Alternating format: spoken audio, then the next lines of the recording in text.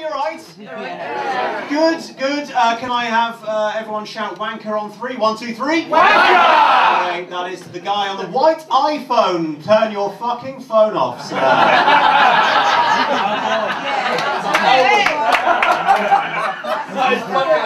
Can I tell you, there is no way I would have said that if there weren't 40 people between me and him.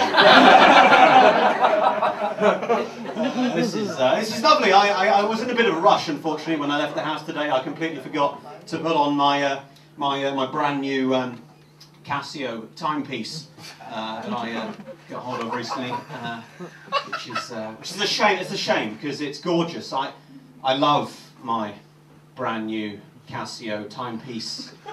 I love it. My housemate, he really loves it. He asked me if he could ejaculate over my brand new Casio timepiece. I said no. No way. Not on my watch.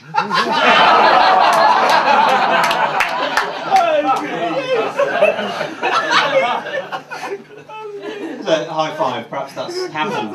Yeah. It's happened. It's happened, okay. I like that joke because there's a bit of tension in the room from the people who are thinking in the middle of that joke, where the hell is this going? Some of you give up and laugh at the word ejaculate halfway through. Which tells me a lot about certain parts of the room. Yes, so my name's David, and I'm going to just give you a few moments with the whole idea of ejaculating. Sorry, I'll change the subject completely. I'm circumcised,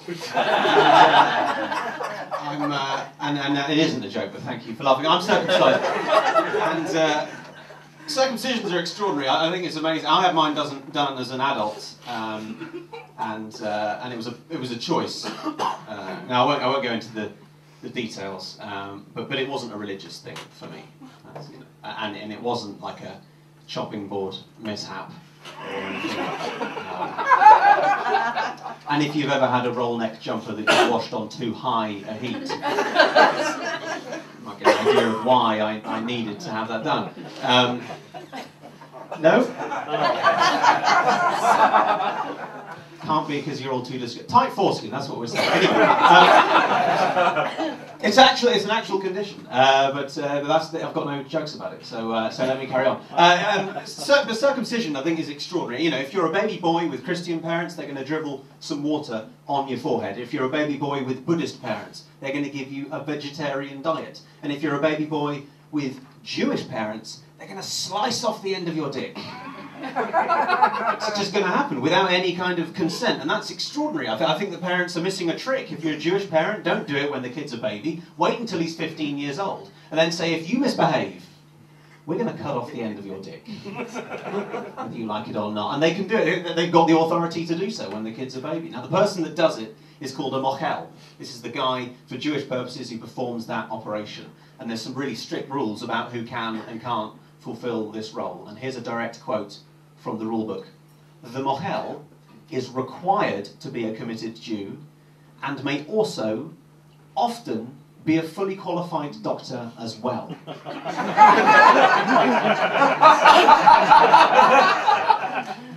just imagine you ever hear these words. The person in charge of your flight is required to be a committed Jew and may also often be a fully qualified pilot. Now, parents have circumcisions performed on their baby boys for various reasons. Often it's a religious thing, often it's like a cultural thing, but often parents will justify it after the event on health grounds. They'll say things like, well, you know, it's actually easier to keep a circumcised penis clean than an uncircumcised one. That's the argument. It's a hygiene argument. Now, I've lived as an adult before and after a circumcision, so I think I can speak with quite a bit of authority on this subject. So here's what I say to those parents. If you want to keep a penis clean, wash it. Don't cut a piece of it off. And you can go ahead and apply that rule to any part of your body.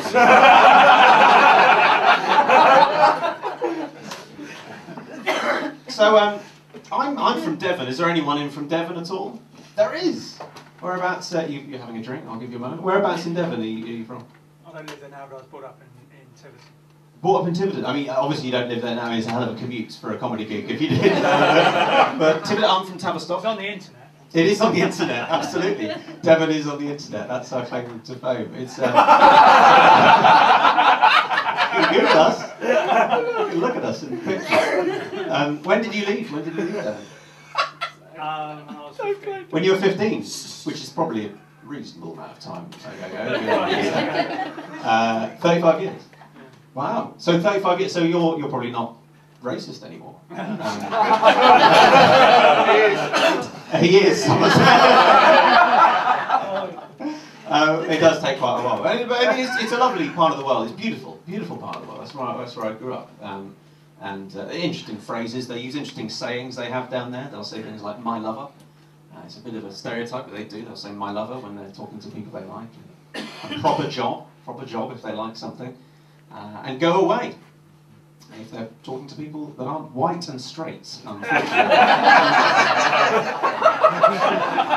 It's not quite so nice, but it's a reality of kind of small town, rural Devon life. I was talking to my parents on the phone the other day, or my mother on the phone the other day, and she used a phrase which is quite odd. You may have heard it. She said in the middle of a sentence, "Well, it's as broad as it's long." It's as broad as it's long. And I thought, well, that doesn't really mean anything, does it? I thought is there someone over here that uses that phrase very often? But I thought, well, I'll test this. I said, okay, Mum, what do you think about the war in Afghanistan? What do you think about that? She said, well, it's broad as it's long, actually.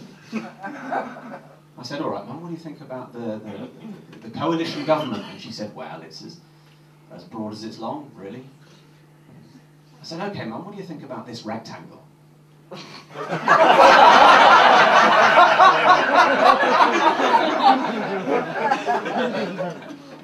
So I just put that in there because it's not about cock, and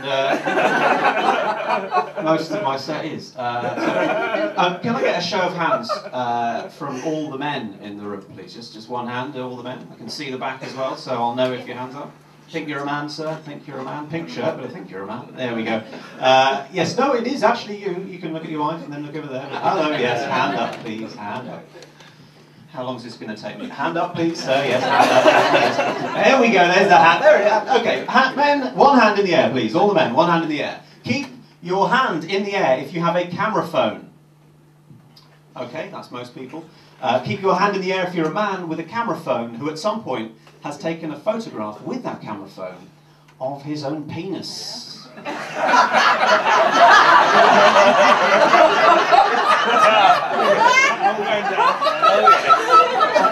Chap down here went like that.